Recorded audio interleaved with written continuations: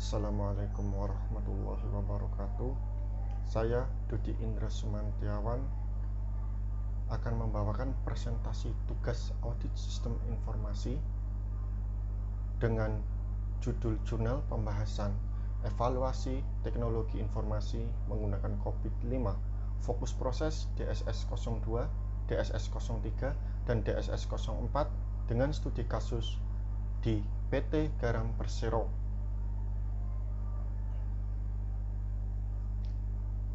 Highlight pada presentasi yang akan saya bawakan terkait jurnal ini adalah pertama tentang proses pemilihan domain. Proses pemilihan domain adalah proses pemilihan domain yang dilakukan melalui visi misi perusahaan dan identifikasi masalah yang terdapat pada PT Garam Persero dengan COVID-5. Yang kedua yaitu proses penilaian dengan penilaian capability dan analisis gap. Dan yang ketiga, hasilnya adalah rekomendasi dengan rekomendasi yang diusulkan kepada perusahaan. Masuk ke dalam proses pemilihan domain. Dalam melakukan proses pemilihan domain DSS, yaitu pertama dengan pemetaan antara enterprise goals yang sesuai dengan sasaran bisnis divisi engineering dan maintenance. Hasil dari pemetaan pertama ini yaitu diperoleh 16 goals terkait yaitu EG01 sampai dengan EG17. Yang kedua, pemetaan pertama dipetakan dengan IT related goals, kemudian digunakan proses capability models yang dibagi menjadi dua kategori yaitu primary P dan primary secondary. Primary dan secondary. Dan yang ketiga, P menunjukkan bahwa item mempunyai prioritas yang tinggi, sedangkan S menunjukkan bahwa item mempunyai prioritas yang rendah. Tahap 4 yaitu proses seleksi ketiga adalah pemetaan IT related goals terhadap proses pada DSS, sehingga pemakaian proses pada COVID-5 ini sesuai dengan kebutuhan dari perusahaan atau organisasi.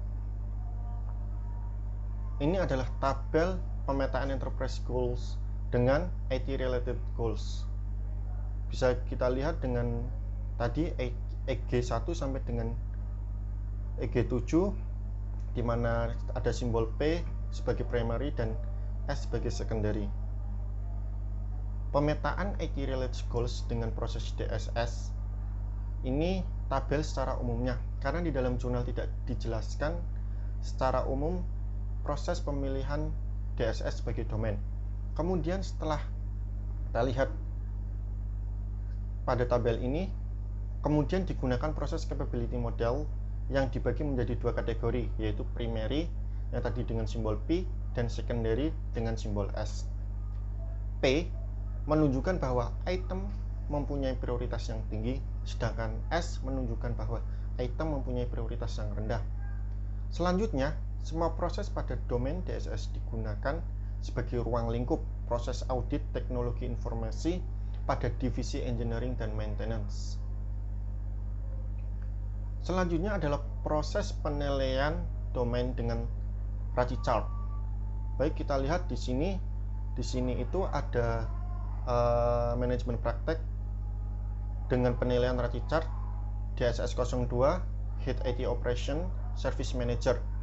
RA-nya itu 4/3 dan sampai dengan DSS04 dengan Head IT Operation dengan RA-nya 71.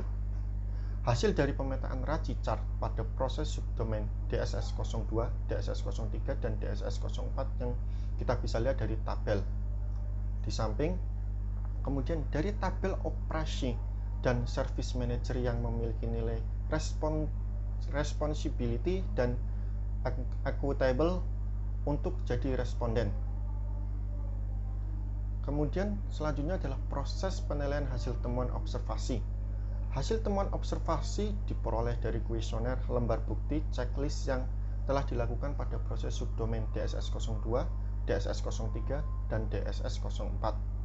Kita bisa lihat di sebelah kiri berbagai tabel dari jenis dokumen, sampai dengan nama dokumen yang menjadi temuan observasi. Pada tabel pertama yang paling atas, pada proses DSS02 terdapat hasil temuan observasi berupa work product. Kemudian pada tabel kedua, di hasil temuan observasi pada proses DSS03 terdapat berupa work product. Sedangkan pada tabel yang ketiga, untuk hasil temuan observasi pada proses DSS04 terdapat berupa work product juga. Kemudian proses penilaian hasil tingkat kapabilitas. Hasil tingkat kapabilitas ini adalah hasil dari tingkat kapabilitas pada penelitian. Ini didapatkan dari tahap pengelolaan data observasi dengan menggunakan lembar checklist dan kuesioner, juga dengan wawancara. Hasil yang didapatkan disertakan juga berupa bukti, yaitu best practice dan work product pada level 1, untuk level 2 sampai dengan 5 berupa general product, serta generic work product GWP yang sudah dilakukan pada penelitian jurnal ini. Selanjutnya, proses penilaian analisis capability level. Kita bisa lihat capability level di sebelah kiri tabel DSS02. Pada tabel capability level yang dicapai oleh PT Garam Persero pada proses DSS02 berada pada level 1, yaitu performance proses, yang berarti PT Garam Persero telah menerapkan tujuan untuk menangani pengelolaan permintaan, layanan, dan insiden yang terjadi. Pada tabel berikutnya, yaitu DSS03, kita bisa lihat dengan level PA-nya dari kriteria rating pencapaian sampai dengan capability level. Nah, di sini capability level yang diperoleh PT Garam Persero untuk proses DSS03 berada pada level 1, yaitu performance proses, yang berarti PT Garam Persero telah melakukan penerapan tujuan untuk menangani pengelolaan masalah. Pada tabel yang ketiga, kita lihat pada tabel yang ketiga, DSS04 dengan nama proses, dengan berbagai proses kriteria rating pencapaian sampai dengan capability level. Capability level yang didapatkan PT Garam Persero proses DSS04 ini berada pada level 1, yaitu performance proses, yang berarti telah menerapkan untuk melakukan pengelolaan keberlangsungan.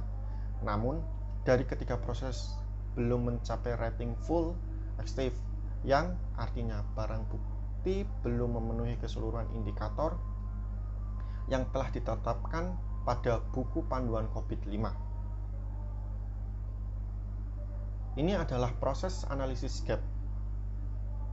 Kita bisa lihat tabel penilaian analisis gap di sini dari nomor 1 sampai dengan 3, yaitu nama prosesnya ada DSS02 yang menangani manage service record and incident, DSS03 manage problem, dan DSS04 yang fokus pada manage continuity. Kita lihat level saat ini pada penelitian ini adalah 1111. Target level pada penelitian ini adalah 2222. Nah, gapnya di sini terdapat gap antara level saat ini dengan target adalah 111. Dari penilaian sebelumnya, dari capability level sampai dengan gap ini didapatkan suatu rekomendasi, yaitu A. Terdapat 4 rekomendasi yang diberikan oleh proses subdomain DSS02 Manage Service Request and Incident. Pertama, melengkapi dokumen work product mengenai layanan permintaan dan insiden terlebih dahulu. Yang kedua, membuat prosedur lebih rinci dan detail mengenal proses penyelesaian layanan permintaan dan insiden. Yang ketiga, melakukan dokumentasi secara terkonfigurasi dan seluruh proses yang berkaitan dengan layanan permintaan dan insiden. Yang keempat, melakukan pertemuan rutin tidak hanya sekali dalam setahun dengan pengguna untuk membahas layanan permintaan dan insiden yang terjadi. Pada rekomendasi poin B, yaitu pada DSS03, terdapat 5 rekomendasi yang diberikan. Yang pertama, melakukan manajemen yang secara proaktif untuk menanggapi masalah dengan mengumpulkan permasalahan dan menganalisis data operasi untuk identifikasi tren yang muncul, identifikasi masalah. Yang kedua, melengkapi output dokumen work product, mengenal pengelolaan masalah terlebih dahulu. Yang ketiga, mendokumentasikan solusi-solusi yang telah digunakan untuk menangani insiden secara sistematis. Dan yang keempat, melakukan investigasi dan diagnosa masalah TI dengan pihak-pihak yang telah ahli dalam bidangnya. Serta yang kelima, dalam proses DSS 03 diperoleh rekomendasi adalah melakukan identifikasi dan melaporkan masalah TI serta memiliki klasifikasi, kategori, dan prioritas masalah TI yang lebih detail. Dan yang terakhir adalah rekomendasi yang dikeluarkan oleh DSS 04 sebagai subdomain. Terdapat 4 rekomendasi di sini. Yang pertama adalah melakukan pertahanan strategi komunitas dengan mengevaluasi opsi manajemen keberlanjutan bisnis dan strategi kesinambungan yang hemat biaya dan kelanjutan yang memastikan pemulihan dan kontinuitas perusahaan dalam menghadapi bencana dan insiden atau gangguan. Yang kedua, melakukan melakukan pengelolaan pengaturan cadangan yang mempertahankan ketersediaan informasi penting dari bisnis. Yang ketiga, melakukan peninjauan pasca kembali dengan menilai kecukupan BCP setelah sukses menangani proses dan layanan bisnis setelah gangguan. Dan yang keempat, melakukan perlengkapan output dokumen work product mengenai pengelolaan kontinuitas terlebih dahulu. Baik, ini adalah hasil review dari jurnal yang saya angkat dalam tugas UTS ini. Kurang lebihnya saya mohon maaf. Terima kasih.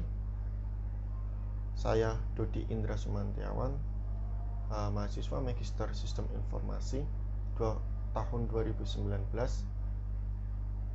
Undur diri. Assalamualaikum warahmatullahi wabarakatuh.